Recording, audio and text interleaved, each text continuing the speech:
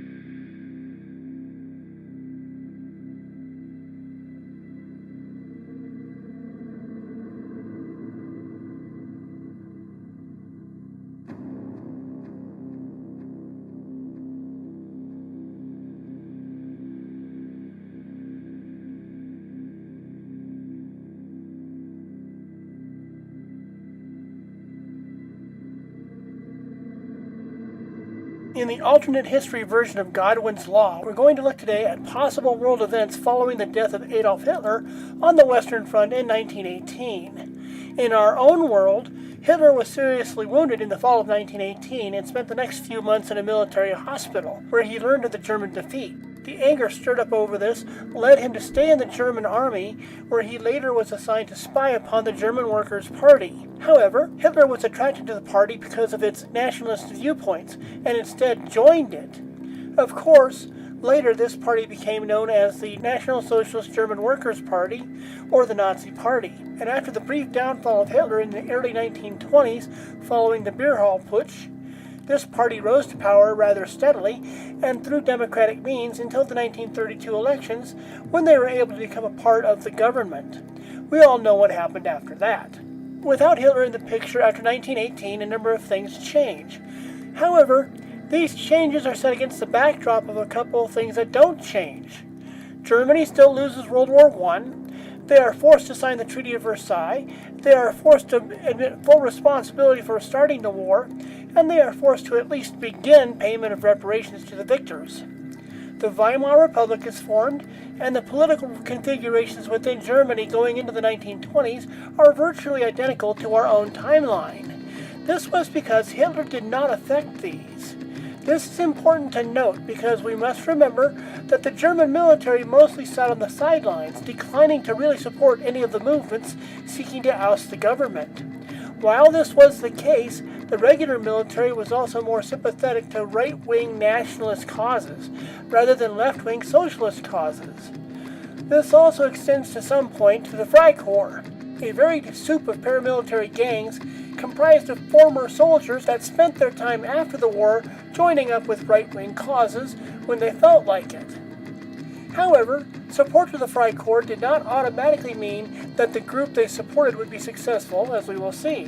One early question we have to ask is, without Hitler, who ends up leading the Nazi Party?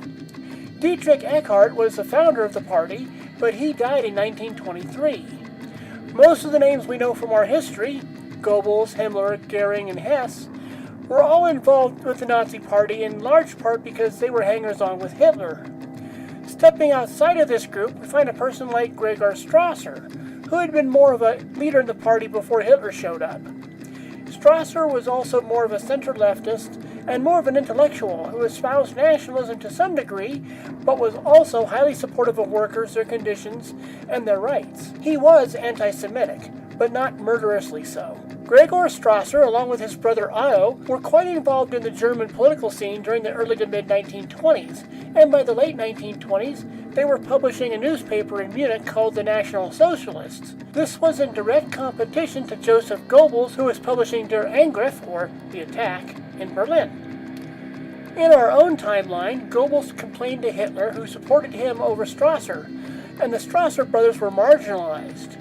Without Hitler in the picture, the Strasser brothers are more successful, they remain in business, and it is Goebbels who is marginalized. Goebbels drifts more leftward, while Strasser begins to go up through the leadership of the Nazi Party. As we have said, the German political turmoil of the 1920s still happened. This included revolts against the government from both the left and the right. The Communists attempted a coup in 1919, and the right-wing Kapp Putsch occurred in the next year. The Kapp Putsch originally had some support from the Freikorps, and succeeded in taking Berlin and declaring their own government. However, the Weimar government retreated to Stuttgart and called for a general strike. The Weimar Republic still had enough clout that the strike worked and the revolt failed. The beer hall putsch still occurs, under the leadership of Gustav von Kahr, with some support from Bavarian State Police Chief Colonel Hans Ritter von Seisser and Reichswehr General Otto von Lossow. This putsch is still put down, in this case by the military, who warned von Kahr against the attack. The 3 conspirators are given heavy sentences, but they all serve less than 1 year in jail. Meanwhile, France and Belgium occupy the Ruhr Basin, starting in January of 1923. A general strike in the region soon follows. However, the strike also hurt German workers, which led them to support right-wing parties. This leads to the selection of Paul von Hindenburg to be president of Germany in 1925. Within the government, the hope is that his leadership will draw the right wing and quell revolts from that quarter. It actually seems to work, as Germany goes through a bit of an economic and political revival through the late 1920s. In 1932, Gregor Strasser becomes Vice Chancellor of Germany at the behest of Chancellor Franz von Papen and President Paul von Hindenburg. Within a year, Papen is replaced by Kurt von Schleicher, who outright aligns himself with Strasser. This political alliance splits the Nazi Party, with the left and the center supporting Strasser and the much smaller right supporting Goebbels.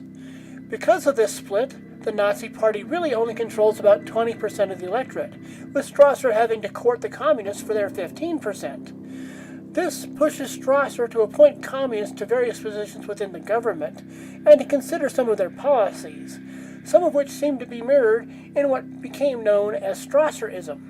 In 1929, the stock market in the United States collapses, beginning the Great Depression, which eventually spreads around the world. Governments in a number of countries, including the U.S., France, Germany, and Russia, are destabilized to some extent by economic distress caused by the Depression. In Germany, this leads to such instability that the government becomes more autocratic, with the chancellor ruling by decree, and national elections being held every few months. The Nazis, led by Strasser, take advantage of this to greatly grow the party and its share of the electorate.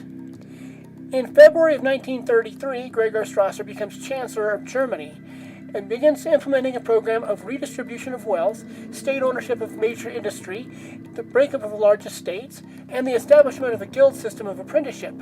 From 1932 through early 1934, Heinrich Himmler, Hermann Göring, and Joseph Goebbels attempted to lead their portion of the Nazi Party through the rough and tumble that was German politics. Since Strasser was in government, these 3 tried to gain power by revolution and hire Ernst Röhm and his SA Black Shirts as mercenaries for hire. Support from the regular military is negligible, especially after Röhm starts actively being involved with the Rump Nazi Party. One of their plots involves setting the Reichstag on fire and pinning the blame for the incident on the communists. As a result of the Reichstag fire decree is passed, curtailing civil liberties in Germany. However, the fire and subsequent government actions have the unintended consequence of greatly restricting what the Rump Nazi Party can do without raising suspicions. Meanwhile, overseas, events continue to move toward war, as Japan begins its invasion of China, rapidly taking over large areas of the country, and pushing the nationalists under Chiang Kai-shek and the communists under Mao Zedong back into the interior of China. Seeing no reaction to this, Germany too begins acting aggressively in foreign affairs by withdrawing from the League of Nations and the World Disarmament Conference. The Rump Nazi Party, led by Goebbels, Himmler, Göring, and Röhm, by this point are now starting to become a major problem for the government, as the SA Brown Shirts are attacking people across the countryside. The Minister of Defense, Werner von Blomberg, warns Strasser in no uncertain terms that he has to deal with Röhm and the SA threat if he wants to secure the support of the military. Strasser agrees, especially as it gives him the opportunity to rid himself of the continued threat of the Rump Party, Strasser uses elements of the police and security services to carry out the Night of the Long Knives in late June of 1934, wherein Heinrich Himmler, Hermann Göring, Joseph Goebbels, and Ernst Röhm are rounded up and imprisoned. The 4 leaders are later charged with treason and shot, and the mid-level leaders are left to rot in jail. The SA as a paramilitary group is disbanded. President Paul von Hindenburg dies on August 2, 1934, and on that very day the German army swears personal allegiance to Gregor Strasser. From that point on, the national elections are simply for show and have no real meaning. This is formalized a few months later when in October of 1934 the Enabling Act is passed, formally dissolving the Weimar government and the post of President and Chancellor. Gregor Strasser accepts the title of Führer and promises to enact policies of economic socialism, support for the working man, and political nationalism. The foreign affairs elements of this new government are felt almost immediately, as in January of 1935 the Saarland district votes to reunite with Germany. 2 months later, the German government announces that they are expanding the army to 600,000 men and expanding the Navy and Air Force as well, all in violation of the Treaty of Versailles. There are some protests in foreign capitals, but there's no real reaction. From 1935 to 1936, Germany pursues an economic policy that supports the rapid rearming of the country. While the people in general support this move, strain begins to be felt within the economy, leading Strasser to put out an economic plan to have Germany fully rearmed within the next 4 years. Despite all of this, Germany signs the Anglo-German Naval Agreement in June of 1935. This is the beginning of cooperation between Germany and Great Britain, and it is first glimpsed when London does not protest the German reoccupation of the Rhineland in March of 1936. In July of that year, Germany sends volunteers to assist General Franco in the Spanish Civil War, and in November of 1936, Germany, Italy, and Great Britain signed the Anti-Comintern Pact, aligning themselves against the Soviet Union. In November of 1936, FDR is elected as the President of the United States and promises a new deal to help the American people emerge from the Great Depression. During 1937, Germany begins persecuting communists both inside and outside of the government. Those serving in government are accused of corruption or ties to Moscow, and those outside of government are accused of being revolutionaries. This, of course, further strains relations between Germany and the Soviet Union. In May of 1938, the Soviet Union declares war on Germany. The Red Army manages to invade Poland, thus activating the alliance between Poland and Great Britain. Germany, seeing an opportunity, invades Poland under the guise of repulsing the Soviets from the land. Great Britain joins the war effort due to the alliance, and begins to supply men and supplies to the front lines. Italy contents itself with blockading the Soviet Union's ports on the Black Sea.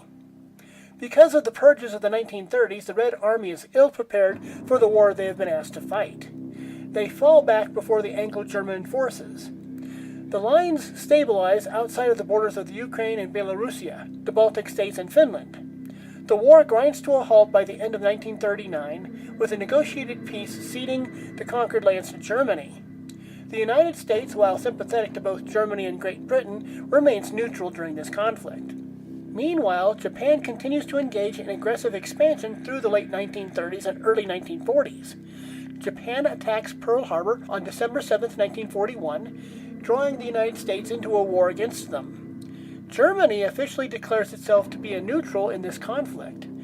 Troops and supplies that were sent to the theater in Europe in our timeline are instead sent against Japan. However, because of the tenacity of the Japanese, the war still drags on into 1945. The United States ends the war with a land invasion of the Japanese home islands, which ends up costing them roughly 2 million casualties. Because of this series of events, the Cold War still happens, but in this case, Germany and Great Britain take the initial lead, only to be followed later by the United States. The Korean and Vietnam Wars still happen, and they are led by the United States only because Germany does not have the resources and Great Britain does not have the interest to undertake these wars, as they do not directly affect British territories. This allows the United States to gain some prominence within the West. It is Ronald Reagan, along with British Prime Minister Margaret Thatcher, who confront Mikhail Gorbachev and end the Cold War. And of course, there's one remaining elephant in the room. Without Hitler in power, there would have been no massacre of the Jews and others that later becomes known as the Holocaust. Who knows what ripples in history are caused by the survival of these people? In our altered timeline, while Strasser was anti-Semitic, he did not pursue it to the extent that Hitler did. However, it is possible that Jews and others might have been relegated as much as possible to the fringes of the German state, and they might well have been denied access to the government programs being promoted by Strasser and his policies. While this may have made it hard to live in Germany, you still would not get killed simply for being a Jew, and if you wanted, you could immigrate outside of the country. The major results of this change are twofold. First, Albert Einstein and others do not immigrate from Germany. It is unknown as to whether the atomic bomb would be developed, and nuclear power plants may have gotten started in the 1980s or 1990s. Also, there is no state of Israel in that area of Palestine because there was no mass exodus of Jews from Europe following 1945. Most of the technological advancements from the mid to late 20th century still happen. This is because the period of 1938 to 1945 is still filled with international war. In this case, it's mostly the conflict against the Japanese that spurs that technological growth. Some advancements might be 10 to 20 years behind where they are in our own timeline. Perhaps the interstate highway system in the United States is not done because this was spurred on by Eisenhower, who was impressed by the German Autobahn system. To conclude, while Hitler was a major figure within German and world history, his removal from major events of the 1920s and 1930s causes ripples that only go out so far. Perhaps the biggest change is a nationalist Nazi Germany that stands as one of the great powers of the West against communism in the Soviet Union. A strong Germany that would have still been untouched by the devastation of the Second World War may have dominated Central and Eastern Europe through economics, especially since Strasser would have been more interested in this area of German diplomacy. Colonialism may have held on until the 1970s or 1980s, and Germany may have given up its eastern territories following the collapse of the Soviet Union at the end of 1990. Other changes might happen, but they might be minimal. Hitler's greatest effect was on German internal and foreign policy from the 1930s through 1945, and with him killed in 1918, much of that does not happen. But a world without him simply wouldn't notice many changes the further you get from 1918.